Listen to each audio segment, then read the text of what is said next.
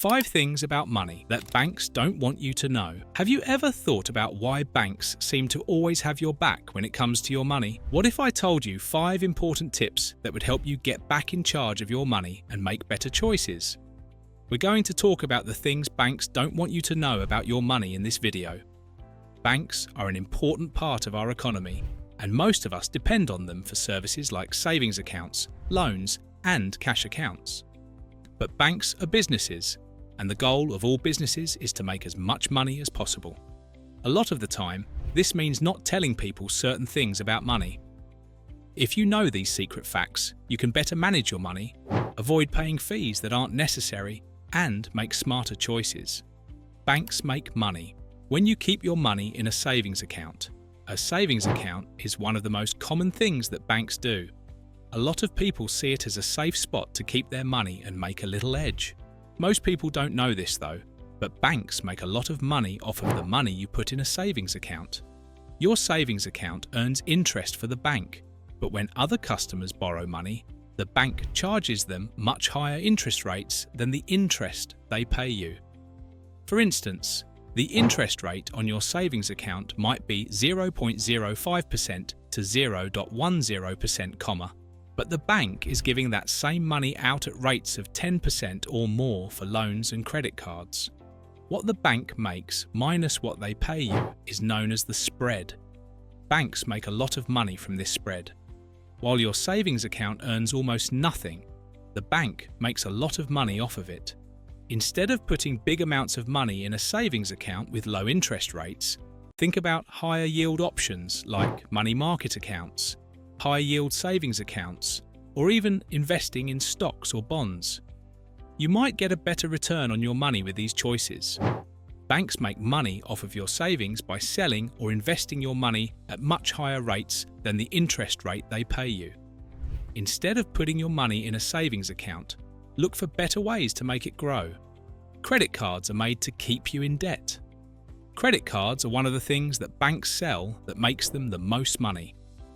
They are easy to use, give benefits, and let you buy things without cash. But credit cards are also meant to keep you in debt so that the bank can make money in the long run through interest payments. A lot of people who use credit cards don't pay off their full amount every month. This lets banks charge high interest on the balance that is still outstanding. Most credit card interest rates are between 15% and 25% per month. If you keep a balance from month to month, this can add up quickly. Banks also tell people to make only the minimum payment, which can make the repayment time last for years and cause people to pay a lot more in interest than they paid for the item itself. Some purchases can take decades to pay off if you only make the minimum payment every month. Pay off your credit card amount in full every month to avoid getting stuck in the credit card trap. Should you already have debt, you should pay it off as quickly as possible, starting with the cards that charge the most interest. If you want to pay less interest while you work on getting rid of your debt, you can also look for balance transfer deals with 0% introductory APRs. Credit cards are made to make banks money by getting you to carry a sum and pay high interest rates. To avoid this trap, either pay off your debt in full or look for ways to get your interest rates lowered. Fees are a big part of how banks make money. Fees that many customers don't even know they're paying bring in billions of dollars for banks every year. These fees, like bank fees and account maintenance fees, can add up fast, especially for people who live from income to income. Many banks will cover the difference between what you spend and what you have in your checking account, but they will charge you an overdraft fee. These fees can be anywhere from $25 to $35 per transaction. If you make a lot of transactions while your account is overdrawn, the fees can add up quickly. It may cost you between $2 and $5 to use an ATM that isn't connected to your bank's network. There may be a fee from both the ATM owner and your bank. Some banks charge a fee every month just to have a savings or checking account. Most of the time, these fees are small, $5 to $15 a month, but they can add up over time. If you use your debit or credit card to buy something in another country, your bank may charge you a foreign transaction fee. This fee is usually between 1% and 3% of the purchase price. Being proactive is the best way to escape paying fees that aren't necessary. Check your bank's list of fees and look for an account that doesn't charge any or few fees. A lot of banks will not charge you maintenance fees as long as you do certain things, like keeping a certain amount of money in the account or setting up direct payment. Online banks often have lower fees and better interest rates on saves, so you might want to check them out as well. Fees that customers don't pay are how banks make a lot of money.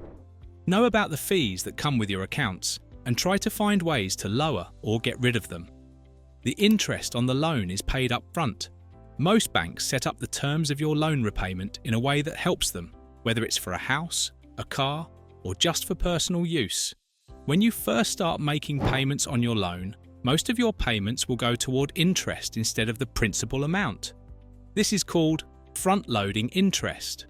This is how front-loading works. For instance, a home loan might be set up as a 30-year loan with a fixed rate. In the first few years of the loan, most of your monthly payments will go toward interest, and only a small amount will go toward the balance.